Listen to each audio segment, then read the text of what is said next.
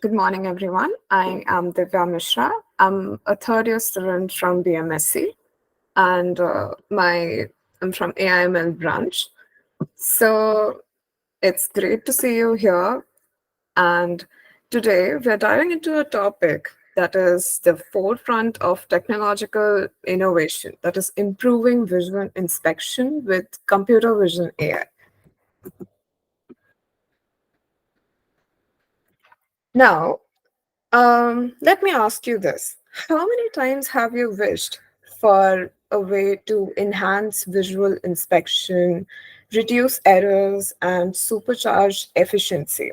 Well, that's exactly what we are exploring today. Um, so, what exactly is computer vision AI? It's a very powerful and innovative approach to enhance quality control processes in various industries. Now, coming up to an overview of visual inspection. So, what exactly is visual inspection all about? It involves examining products, components, or materials for quality. And it uses two main components, that is, human vision and computer vision AI algorithms. There are many crucial industries that use computer vision AI. Your automotives, your electronics, food processing, and various other manufacturing companies. It the main function of visual inspection is that it identifies defects, ensures customer satisfaction. The advantages are it helps increase the accuracy and the efficiency, and also detects and analyzes image and detects if there is any anomalies or is there any defect in the image or any video. The benefits of computer vision AI is obviously it reduces human error, because sometimes what happens is uh, human eye might detect some like it could be snoopy, it could be very tired, and it can create some disturbances. But in computer vision AI, nothing like this happens. It's very accurate, and it improves productivity too. Um, and since it's very faster and reliable, so it is also very cost effective too. And potentially, it is used for many industries, and it enhances your quality assurance. Now, coming up to the challenges for visual inspection. So, yeah, everything comes with the pros and cons. So, here we have labor intensive, it is time consuming process, and uh, it the it is prone to human error and fatigue. So, how do you manage the visual inspection challenges where computer vision AI is the solution? So, it automates the inspection process, it enables to make it faster and more accurate, unlike human eye, which can create a little bit of disturbances or a little bit of mistakes. Now, I'm talking about computer vision AI, but what exactly is computer vision AI? It's a field of AI that focuses on enabling computers to understand and interpret visual information similar of what exactly humans do. So, applications in visual inspection. It has various applications like your image recognition, object recognition, defect detection, and image classification. Coming up to image pre-processing techniques. So, image pre-processing techniques, it plays a very crucial role in computer vision AI. These techniques is applied to enhance the quality of the image and improves accuracy of the AI algorithms. So there are different image processing pre-processing techniques that we'll be discussing soon. So these are the different techniques, that is your resizing, which basically is resizing images to a standard size to ensure consistency and reduce computational complexity. The other one is normalization. So here what we do is we normalize the pixels to a normal scale, such as 0, 1, -1, 1 to improve model performance.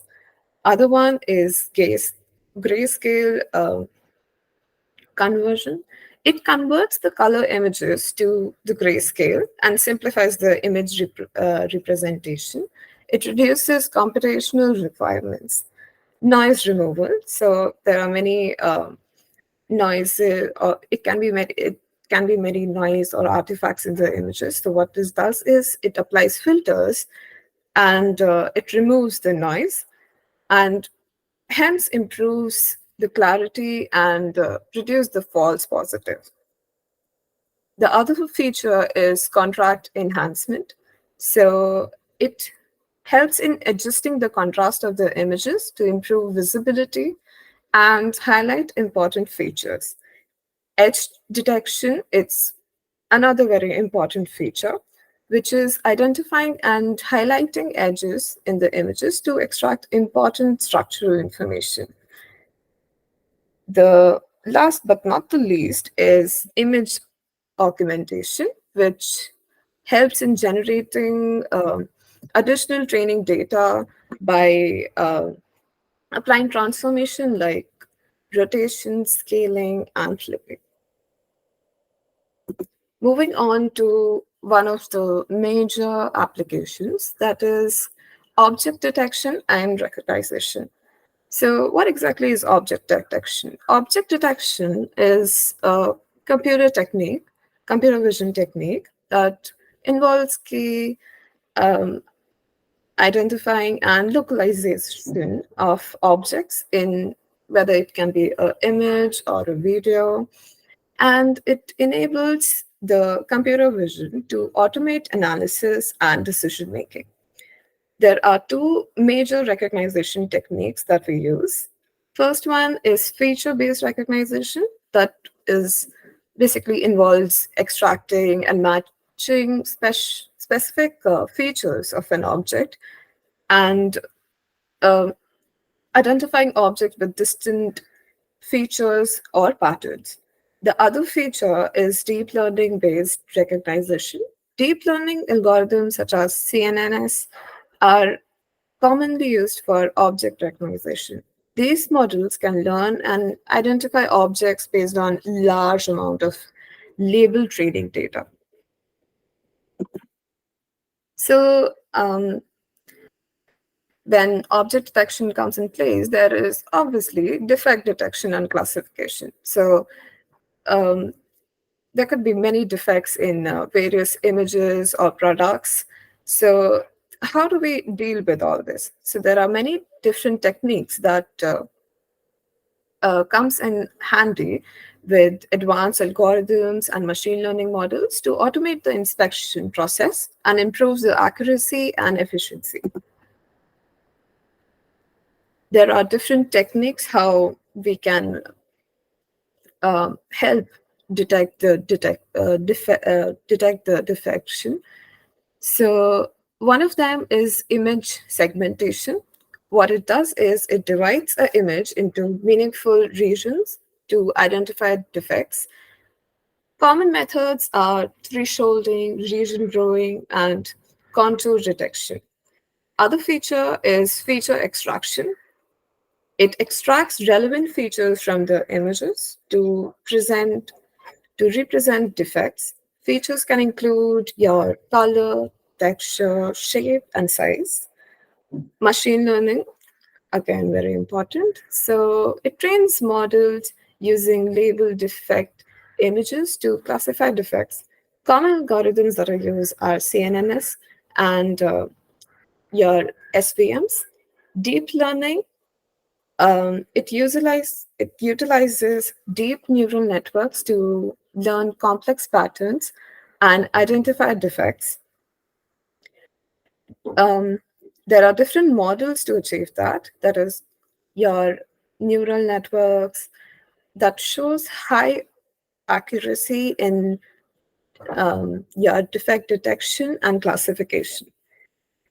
There are different anomaly detection features too, which detects your anomalies or deviations from normal pattern in images. So what it does is this technique is useful for identifying rare or your unexpected defects that could be in your images or in your videos. Transfer learning. So it applies. Sure, sir. We can apply a lot of questions too. I'll be taking questions just after this slide. Applies pre-trained models on a large data sets to defect detection and classification tasks. So what it does is it can save time and resources by leveraging existing knowledge. So the different quality control and analysis that happens in computer vision, AI, and visual inspection. So, can anyone tell me, like, so far that I was speaking about computer vision and all? So, what are the various aspects that we can look into in order to increase or um, the quality control for computer vision AI? Or are there any classifications for that?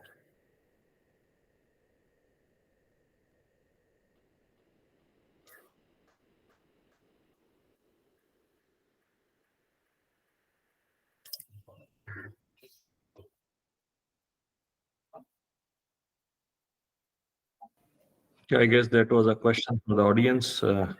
Some Ganesh has responded.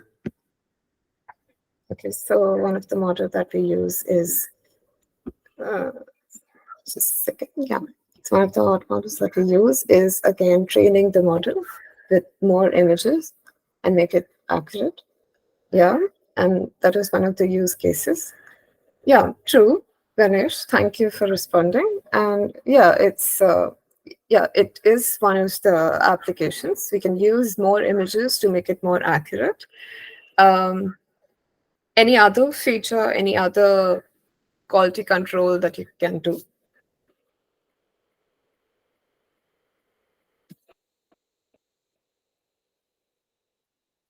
Yes.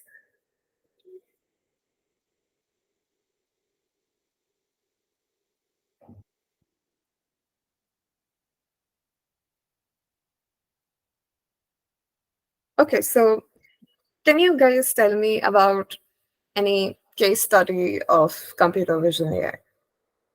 Like, what all, like, where do we use computer vision AI and where can we use it? Like, what is the necessity of computer vision AI? I think the nameplate detections, the traffics. Yeah, that's okay. Could you like tell me more about it? Yeah, I think when you have the traffic signals, right? Mhm. As the traffic signals, you can detect that vehicle number, and from that you can detect the data whose vehicle is and use it for fines. And the identification of objects, right? Yes, that's correct. Identification of objects. That's actually nice because what happens generally is because of the human eye, like it we become sleepy. We're like, oh, we're tired or something, and we sometimes miss out important details that could be used. So yeah, that could be a nice one. Thank you, Suresh.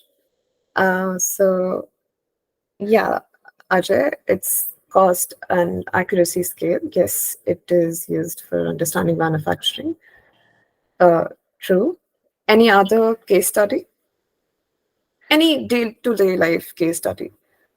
Well, so one thing that I would require rather is like a service that can take a regular security camera or a normal web camera and Mhm. then process that to tell me who that person was, right? That who had visited me, for example.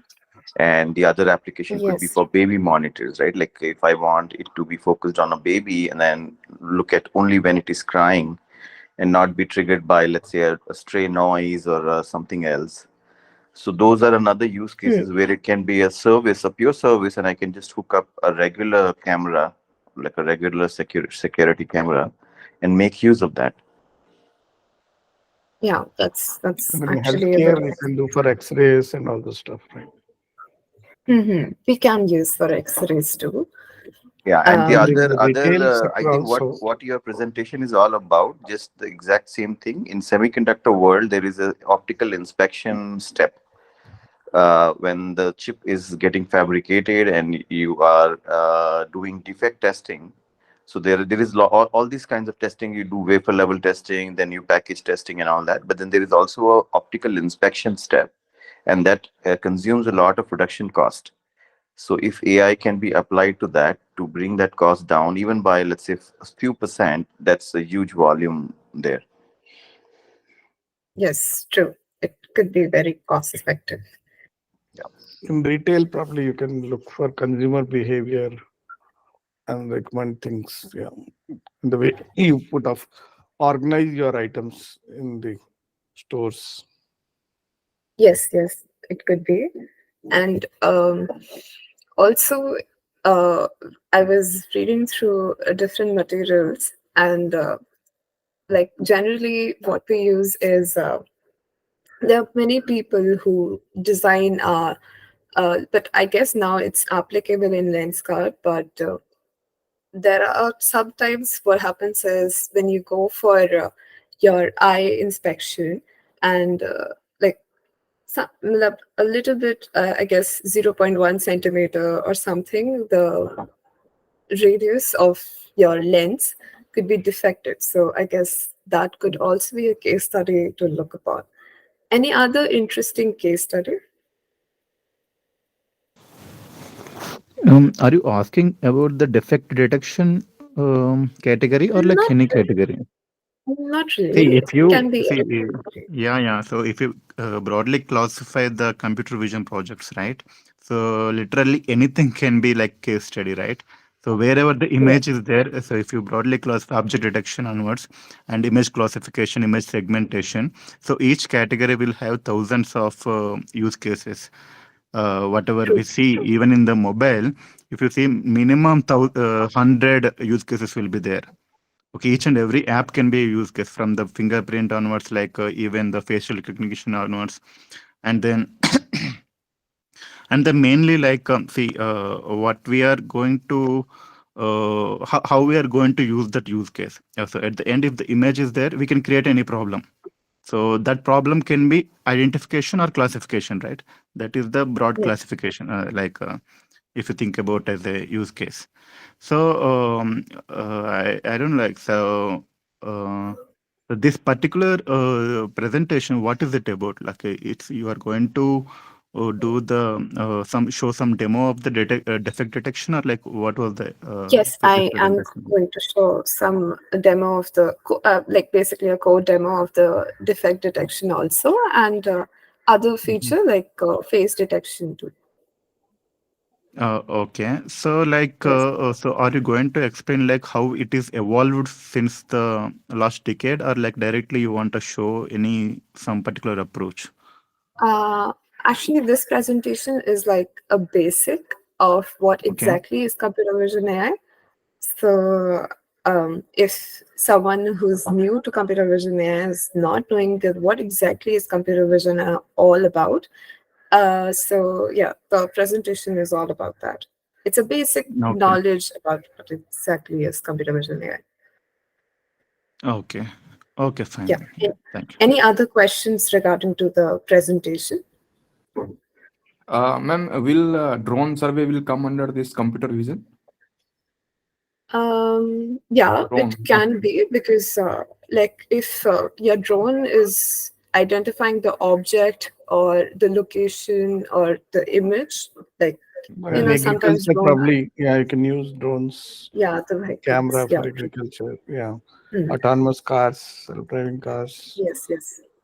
Many actually unlimited if you just go on. Ma'am, actually, I was working for some of the use case using drone. For example, they were capturing some of the areas, for example, in the forest area, just to see their vegetation and all. So, will it come under, the computer vision, or is there any ML should be applied? Because once there is no ML applied, then what is the usage of being called as a computer vision, ma'am?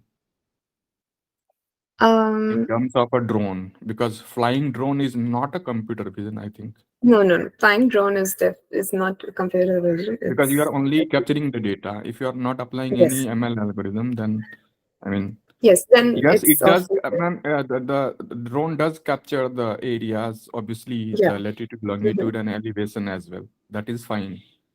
But the data is there. But if we are not applying any algorithms for say, just to see the patterns and all, even the clustering or classification, Yeah. can we say it's a entire process is, it will come under the computer vision?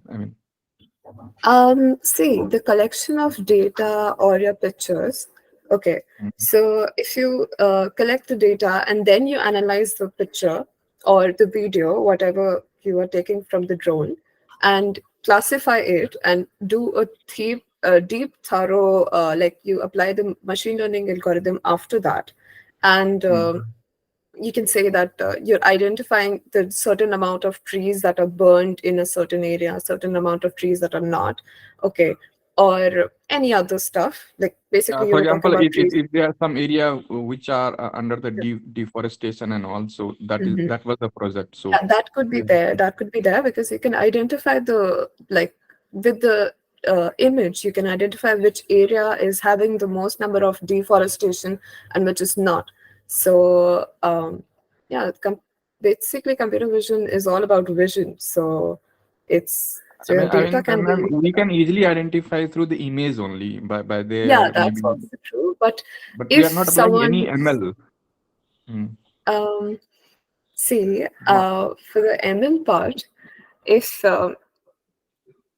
like you're using, like if you have to classify things, or if you have to it's basically enhancing the image. Okay, so if you're classifying the deforestation part and the non-deforestation part, so like if you want to know the location, or like okay, what exactly can be used. But yes, your point is right that you can use it, like okay, fine, I know that this area is under deforestation, but what if you by chance you miss some area because you can't see that area, and the computer vision, it's like it's scaling down the image. Okay, like it's expanding the view and giving you a very clear image of what exactly is happening.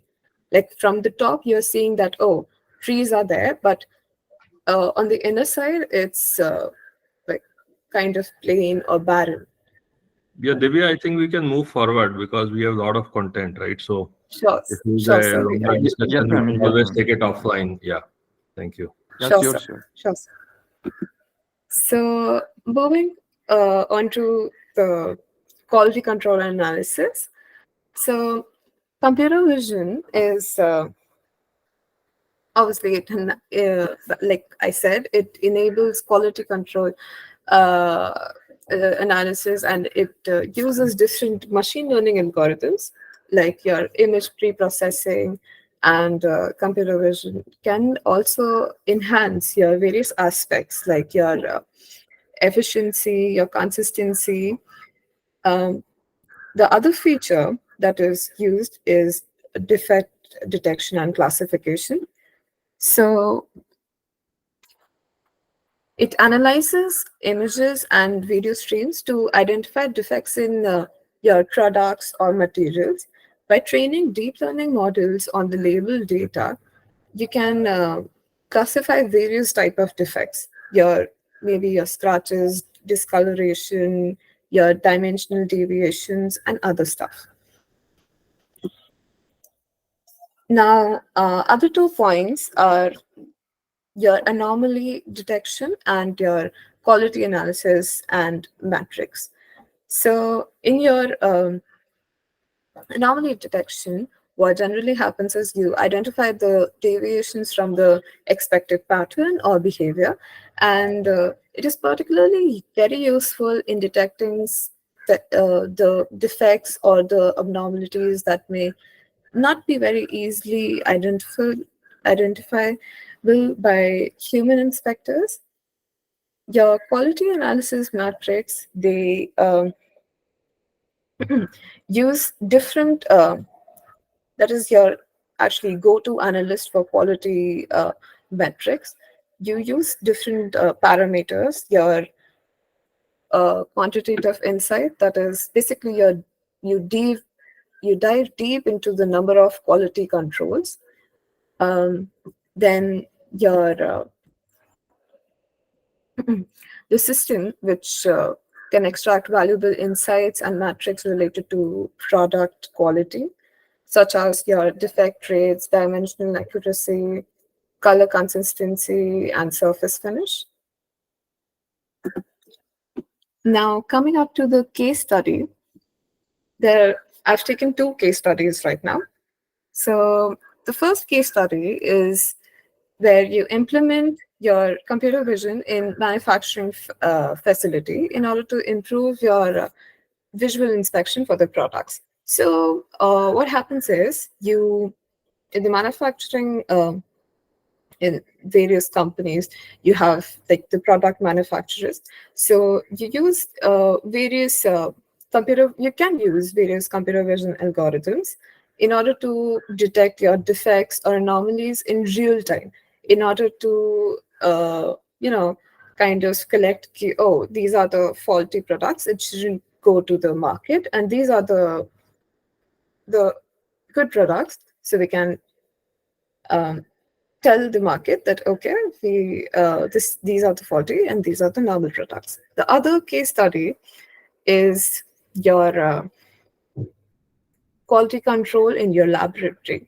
So by training the AI models, you can recognize specific patterns and characteristics, so which are able to achieve faster and more accurate inspection results, which can reduce your human error and increase your efficiency too.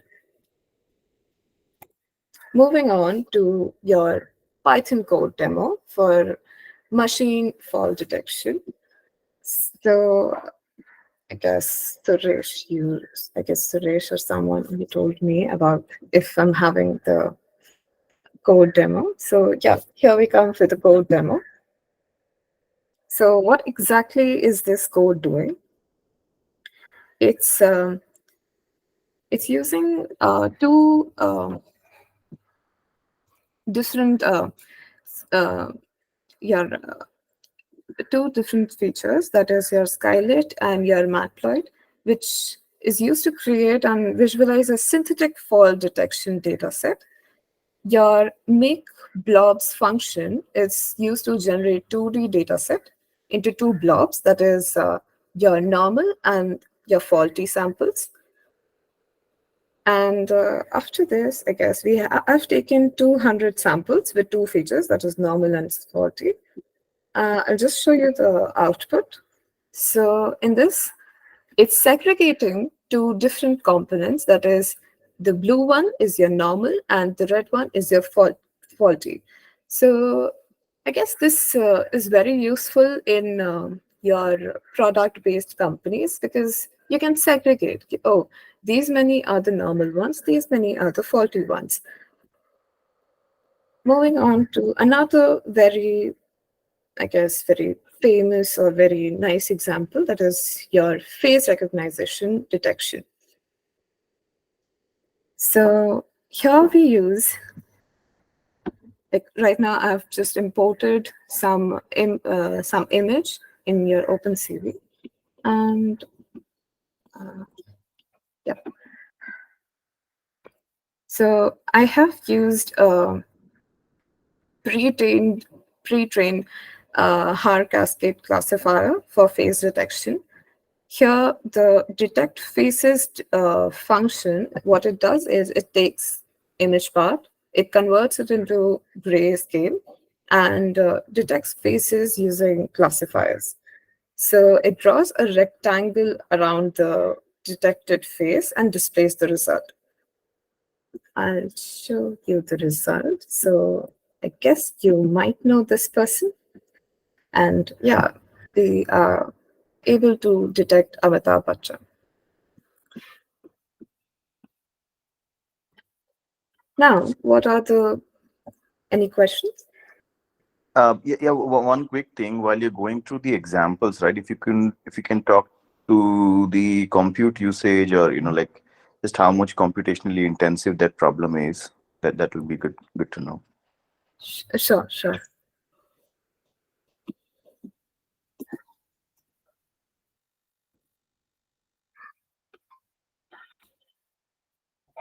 So, coming up to what exactly Shri told me to discuss about what exactly could like. Shri, could you repeat your question, please, if you don't mind? No, the question was how compute intensive it would be. So I can actually augment that by saying that training a face detection model can be compute intensive, because you may have to train, let's say, on 10,000 employees in your corporation.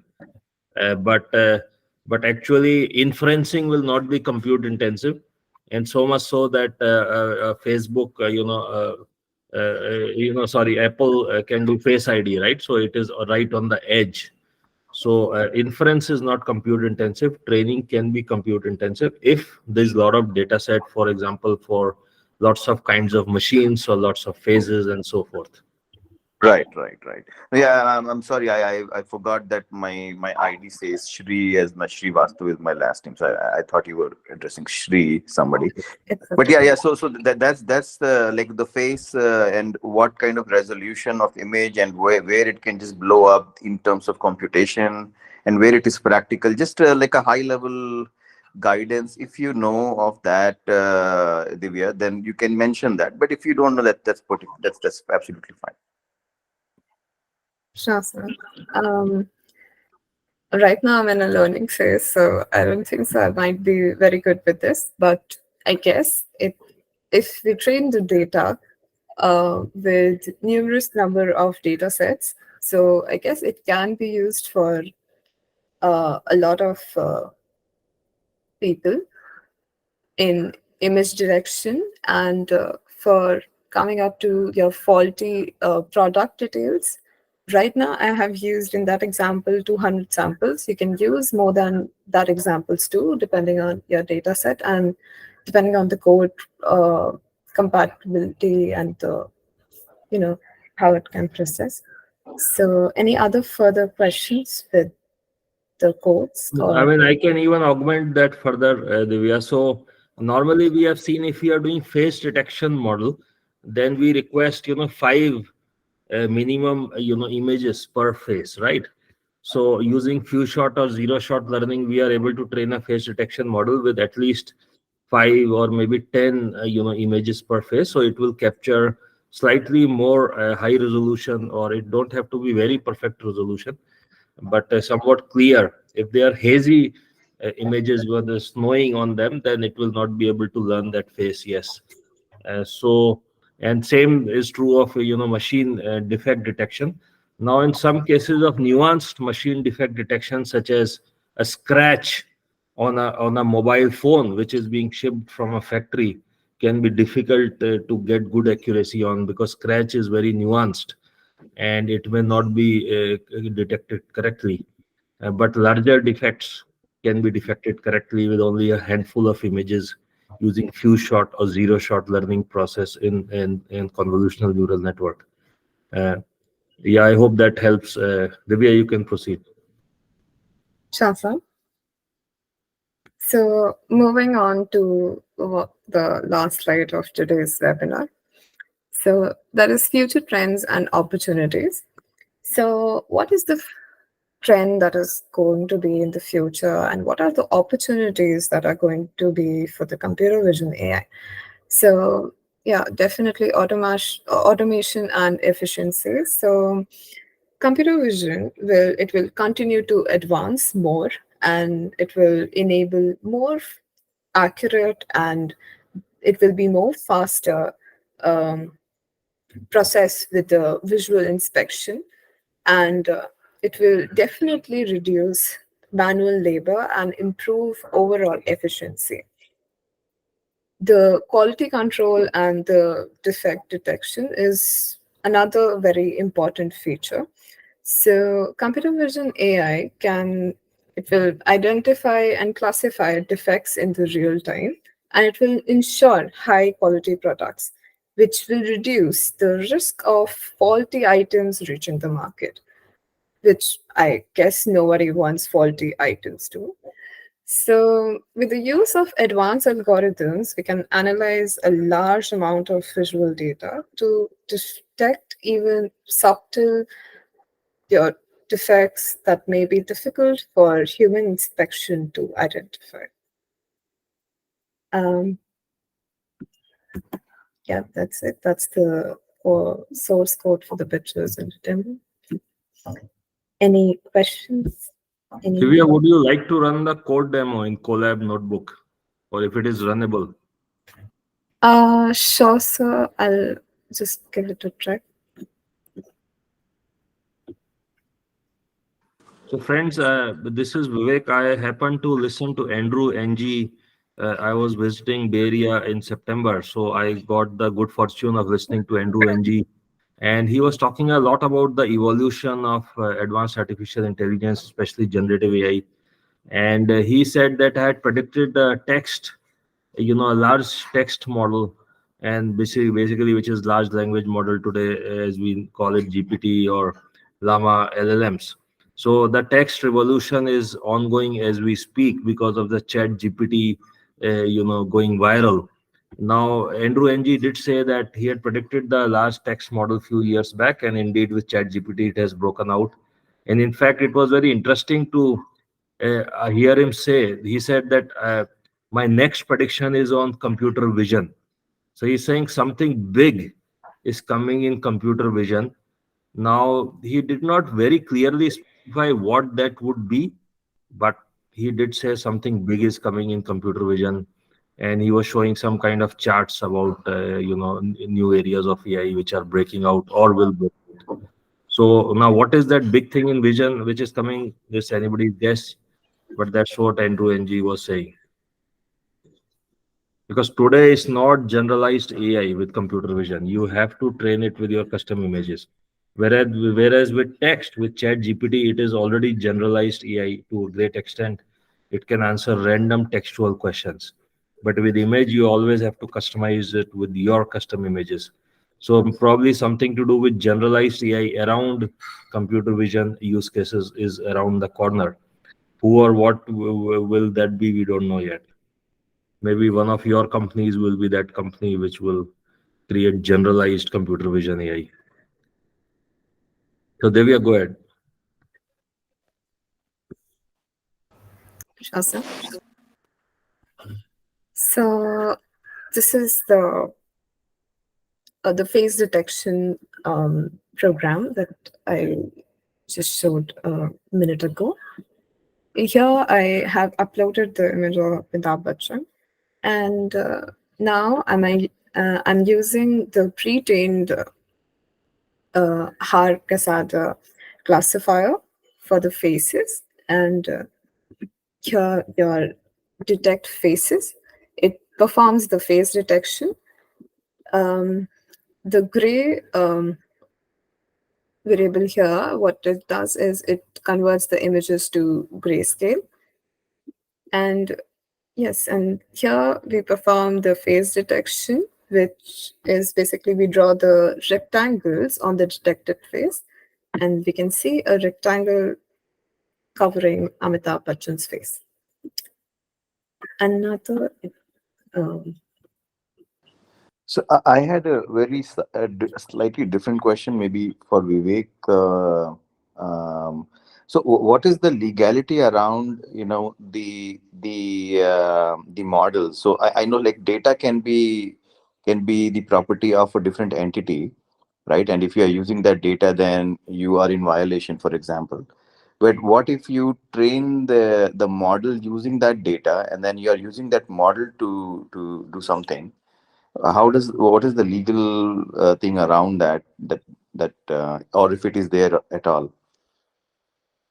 No, that's a fair ask. So, there is a problem because, for example, Stable Diffusion, which is a generalized image generator, text to image generator, it has been Stability AI company has been sued, and OpenAI has been sued by many image stock photo companies such as Getty Images and others. So there is a gray area, and indeed, the big tech companies are being sued by the content owners because they have happily swiped their data and trained their generative AI models, text to image particularly, to create generalized image generator. So it is all a gray area. And if we are I doing see. some project in our company, we have to be watchful for that. Yes. Okay.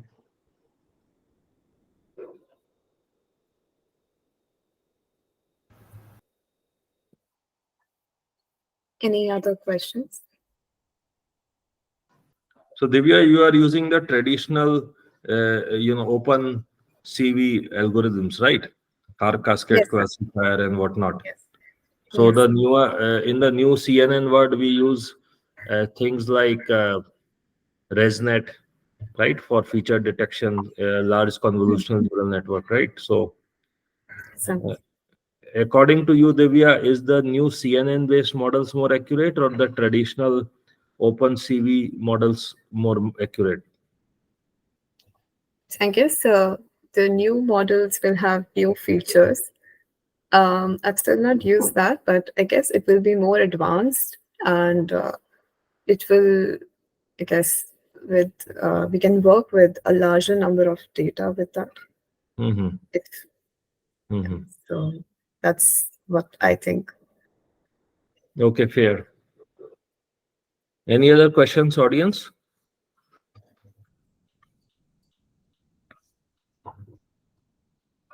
So I'll proceed with the second quota. Yeah. Was there someone who's speaking? Is there any other question? No, then I'll proceed. You guys. I have one question, Pankaj. Yes, Pankaj.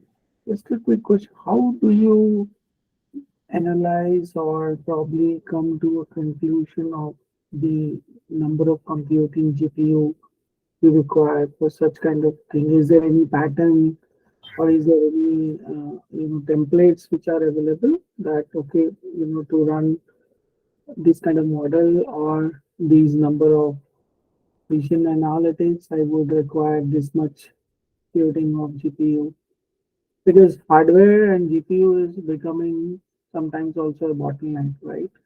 To have the right kind of um, outcome from this kind of yes, for demo it is great, good, but how in real time?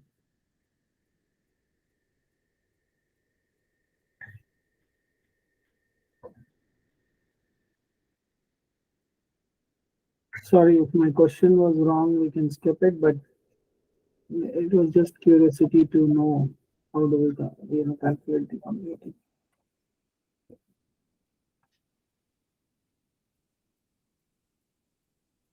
Was that for Divya or? Any of us, I think, I don't know. So my question is open for anyone. Um,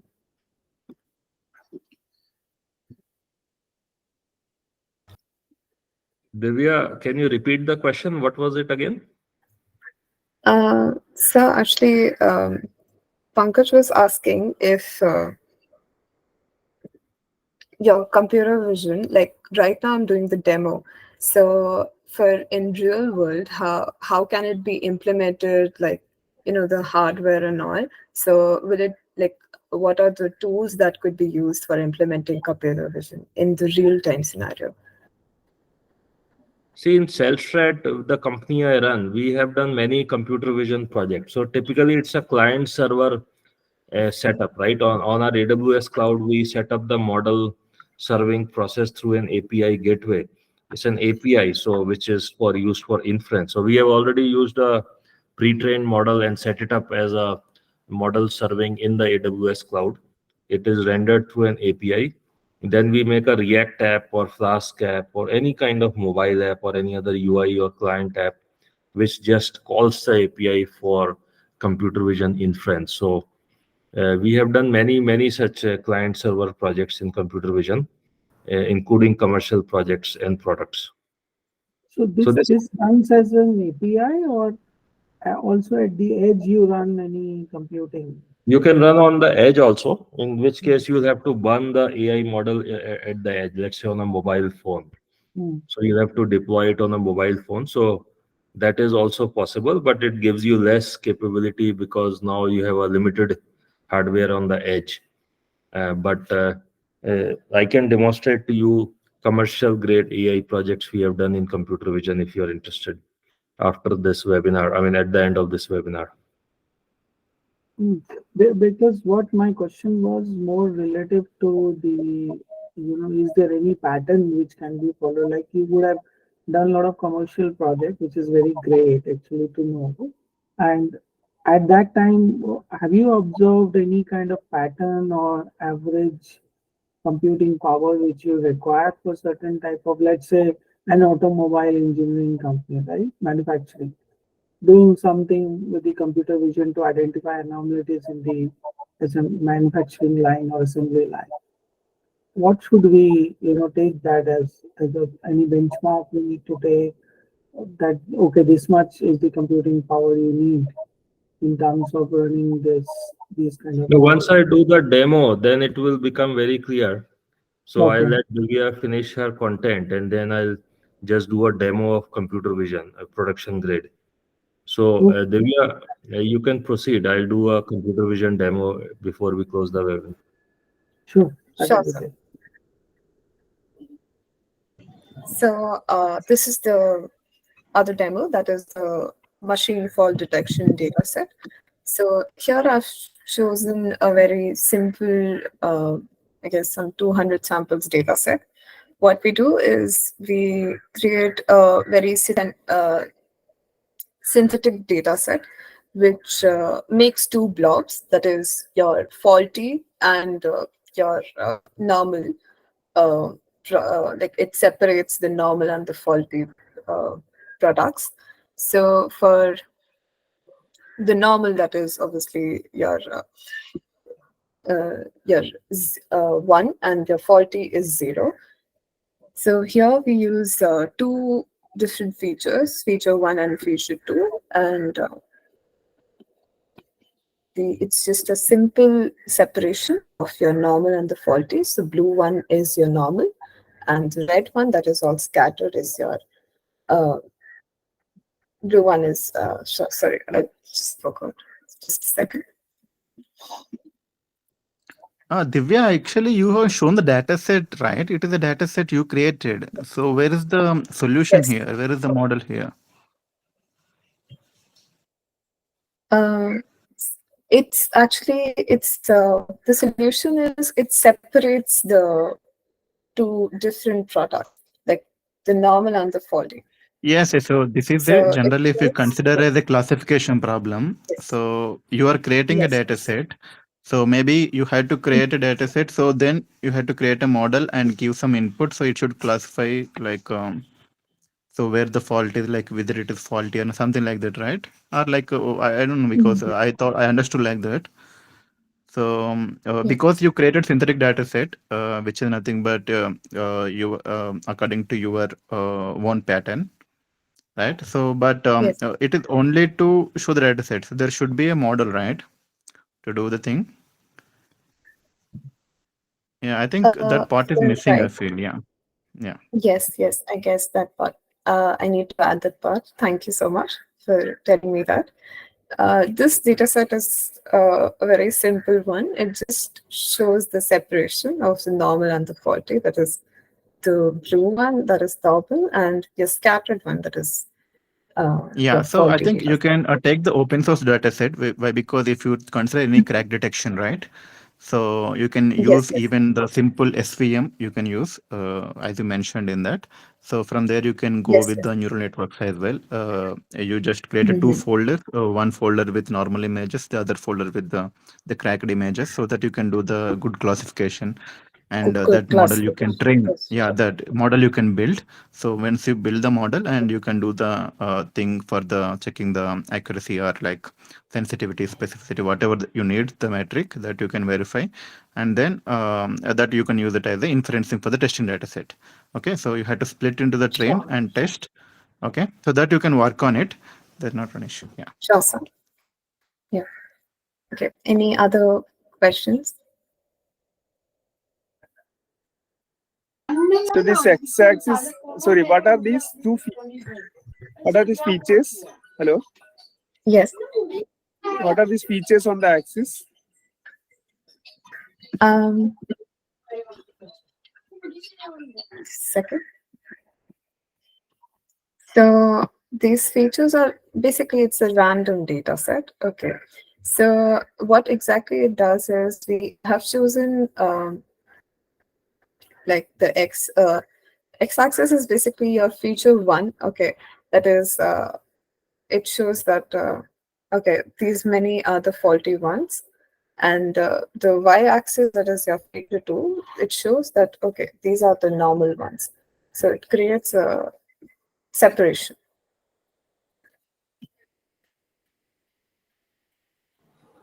I hope I answered it. So the one which is outlier, which how do you know which one is faulty? Actually, I joined little later. Sorry. It's okay, it's okay. So I have what I did is I did a very simple scene that the faulty ones are marked as false, so it will be shifted towards the downside of the graph, and the normal ones is marked as one, so it will be shifted towards your top hand side of the graph. So the blue ones here is the normal products, and the red, that is better, it's your faulty product. Okay. And are we using any large vision model or something? No. This is just generic No, tool. right now I've just used a very small data set. Okay. Yes. Thank you. You're welcome. Okay, Yeah, so thanks, Divya. So, Divya, sure. if you are good, then let me show some production grade computer vision demo. Sure, sir. Sure, sir. Okay, let me share my screen now.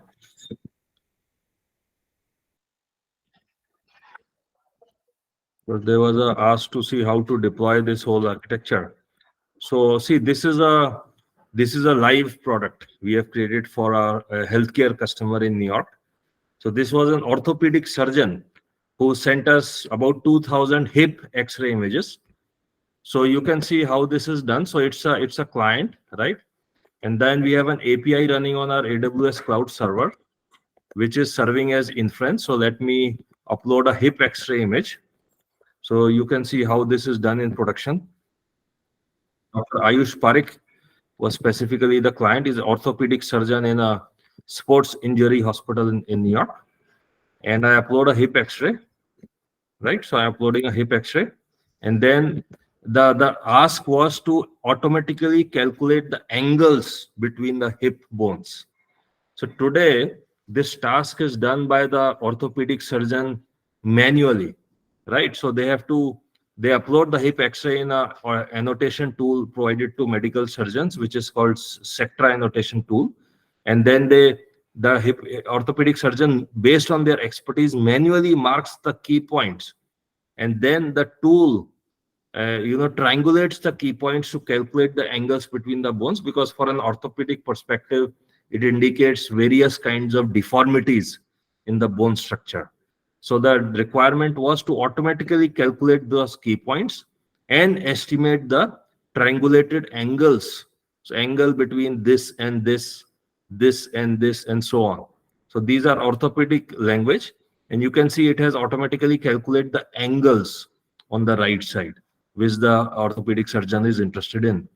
So this is a very, very powerful use case of a commercial grade use case of computer vision, that how it can accelerate the day of an orthopedic surgeon who has to manually do so much hard work, right? So the data set was 2000 annotated images, where this particular orthopedic doctor, he marked the key points, and he gave us the angles, and he marked the lines. So we trained a key point RCNN detector, which will mark the key points and then programmatically triangulate the key points and calculate the angles as per the instructions of the doctor. So I hope this you like. So any questions on this use case? Just one question coming back to my previous question, Vivek, and this is very good and wonderful what you have shown. About this now, just now when you loaded the image and it has done the processing, how much processing power or computing it has taken? Because let's say there are multiple clients running, right? Maybe in a business operation, you wouldn't have single client, right? There would be multiple clients who would be definitely targeting the system and probably running it. What is the average power it has taken right now when you have actually processed? No, this is light inference only. So this UI, it's a React JS user interface. It is merely calling an inference API on our AWS cloud server, and it is able to serve with a CPU instance on AWS. Elastic Compute instance. That CPU instance which is running in the API client, what is that power it is taking actually? Is it taking like 5 GPU, 6 GPU, or there are more processing power? No, it's not GPU. You would say to, I mean, that we can check. It's a middle. I don't know the exact CPU EC2 instance we are using here, but it's a CPU. It's not even a GPU, because inference is simple, and even when multiple users are parallelly doing it, AWS can parallelize the operation, right? AWS has scale capability where it automatically does load balancing and parallelization. That's most of the cloud systems. So why I was asking, Vivek, because many times when doing the solutioning, the client comes up with a question for cost to serve, right, or return on investment, right? For example, if I'm spending some $1,000 to run this process, then they might not feel that process is actually generating the cost to serve metrics for that. That's the reason I was trying to understand. So that's a fair question. So that we'll have to estimate case to case. So I cannot say my cost estimate will match your cost estimate. So we'll have to analyze your use case and do cost estimation. So exactly. And that is why I was asking the pattern. What pattern do we follow? I mean, I agree with you fully. Pattern. We just experimented with AWS instances, and we just set up the minimum possible which was serving the job. We didn't really. I mean, this is not a high volume use case, so I understand this was not cost intensive. But let's say there are thousands of users parallelly hitting that API.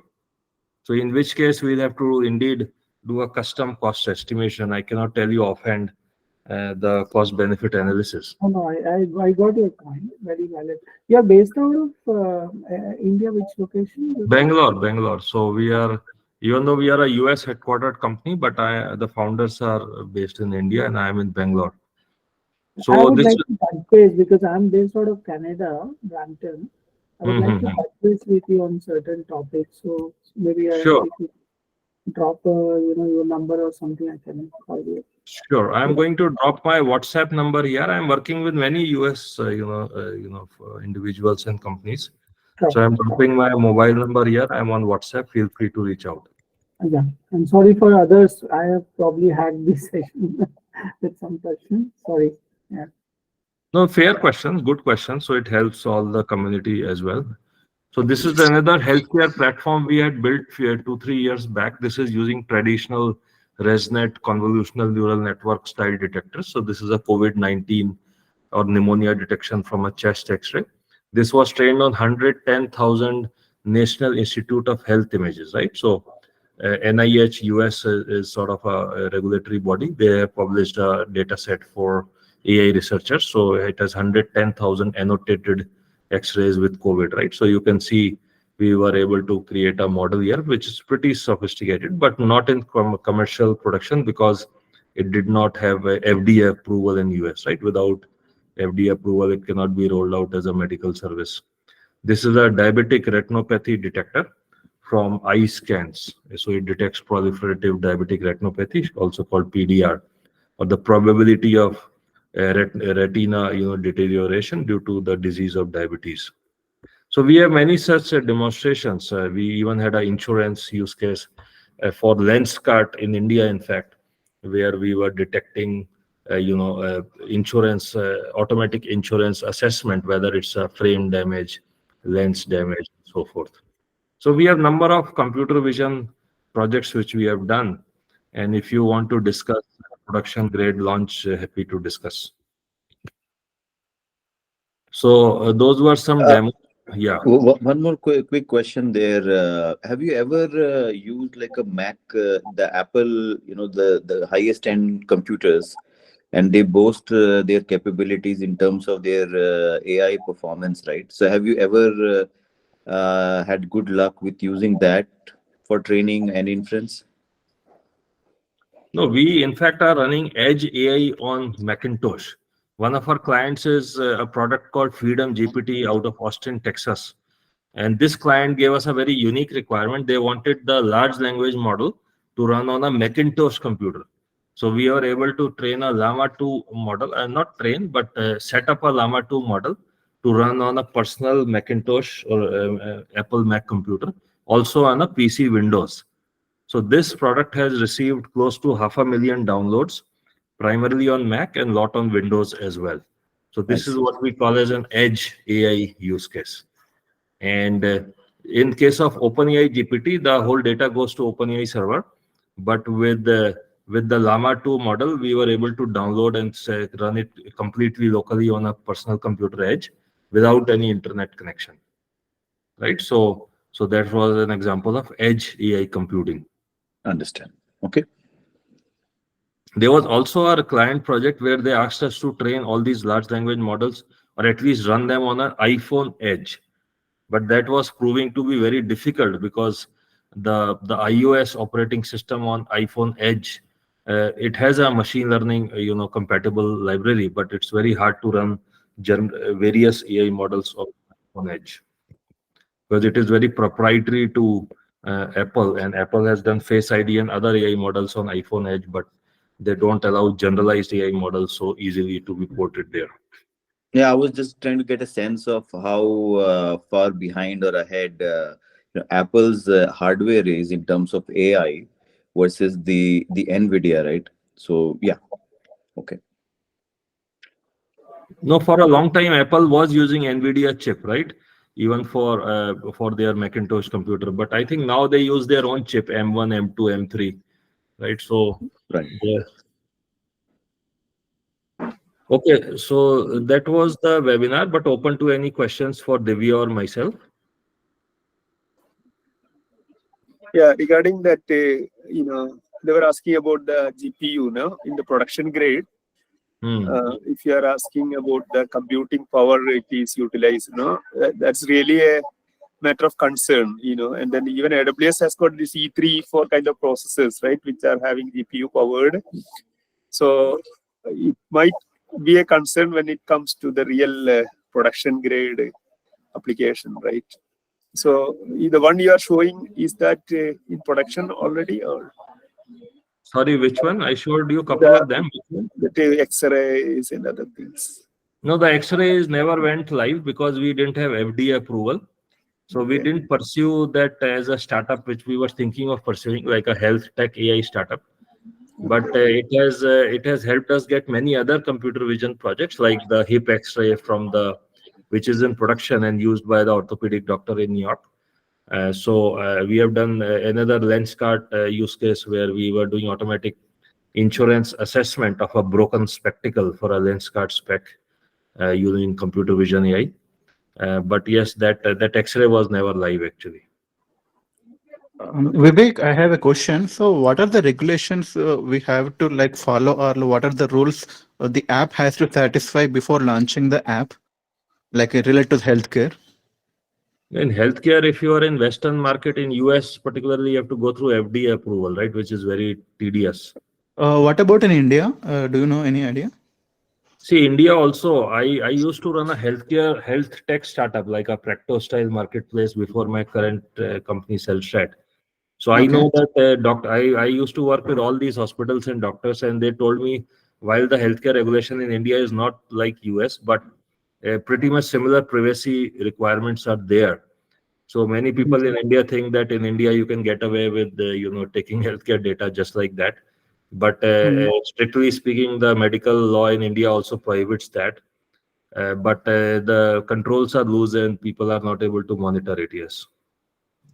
Okay. So, but if some hospital people are agreeing for it and they're providing the data, and we can build something for them, right, without the involvement of the government.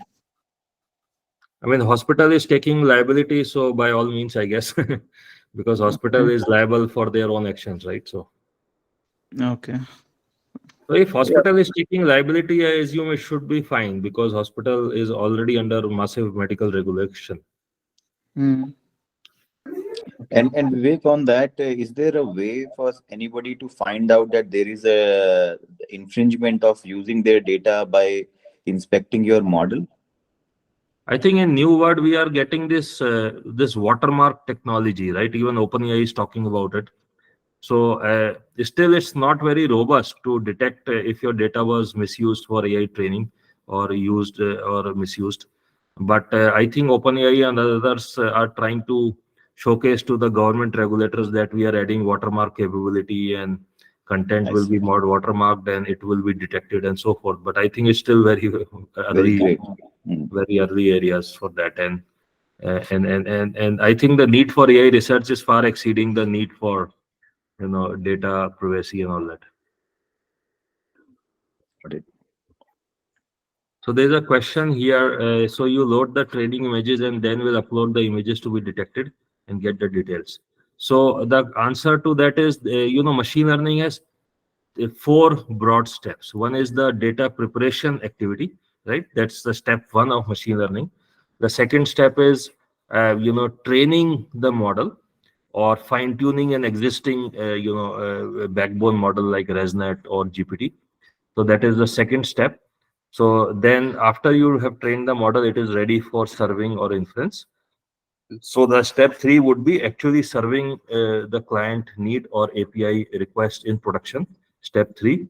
Step four would be production deployment, right?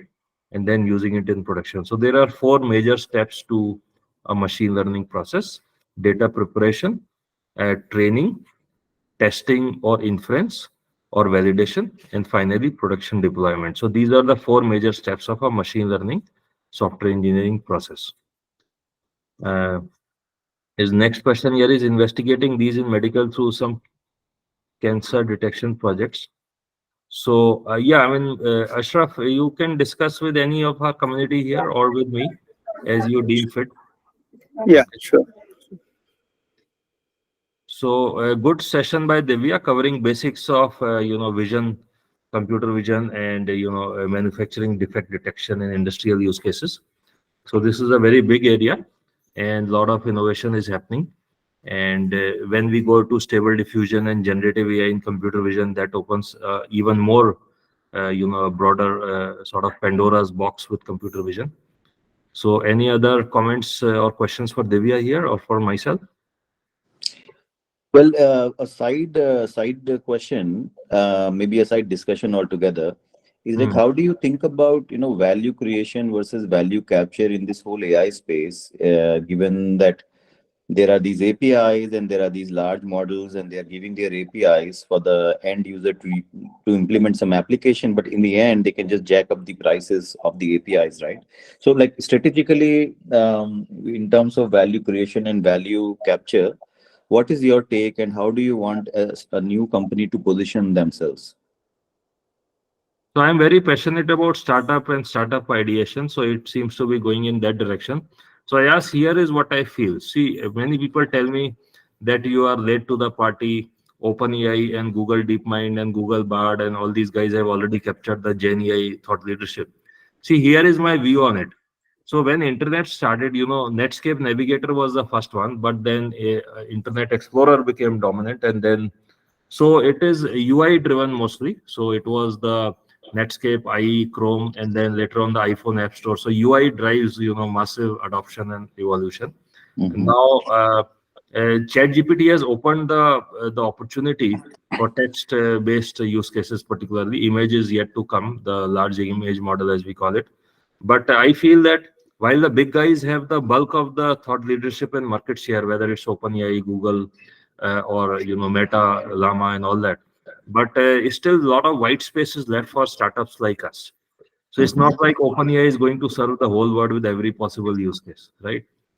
Many people are telling me your ImagineView product is already commoditized by OpenAI because they allow PDF upload and whatnot.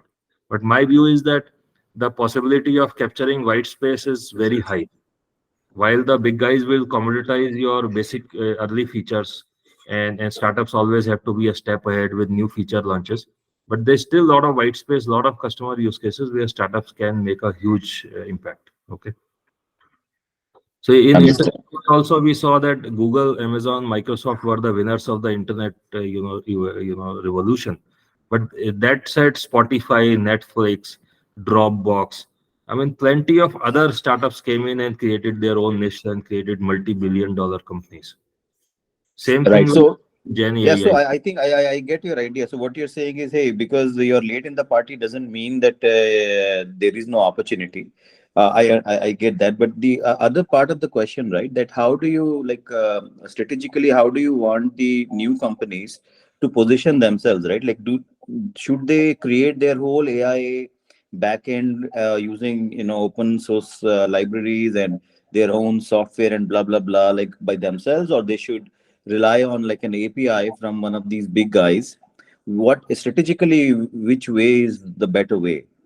See, we can't compete in foundational space, right? Training a large language model or a large image model for it needs hundreds of millions of dollars, right? Which most startups will not have. So trying to compete on foundational layer is very difficult. So that leaves us, application space. So it's just like the Apple provided the App Store platform, but thousands of startups, launched apps on Apple App Store and made hay. So similarly, in our own ImagineView product, we used to call it ImagineGPT. Now we have rebranded to ImagineView. We are using the best of breed, GPT API, GPT-4 in fact today, and we are about to launch subscription plans and start monetizing our SaaS platform here. So what this platform does, it allows you to upload variety of documents such as PDFs, Office docs, Excel files, CSV files, even websites and URLs and YouTube URLs. And then you can mine that information. You can mine that information using large language model GPT Chatbot. So this is the product we are growing. Now, some of these features are already available in the new GPT version or ChatGPT version. But I am not worried because I am innovating further with new features, new thought process, how to do this in a better way. So while ChatGPT may capture a bulk of the market share, but we'll have our own, sort of a dish sort of brewing, which will add some capabilities which ChatGPT doesn't offer. And in a very large TAM market, total addressable market, many startups can, Can make. survive.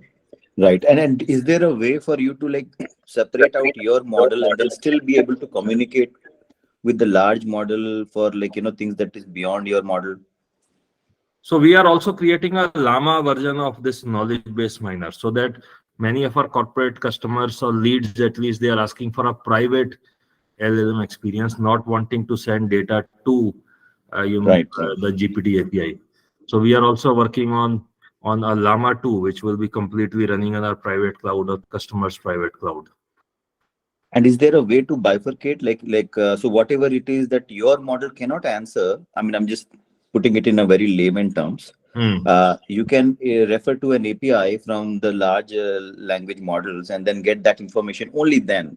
That way you create your USP and you retain that USP, right? See, our client Freedom GPT is entirely using third-party.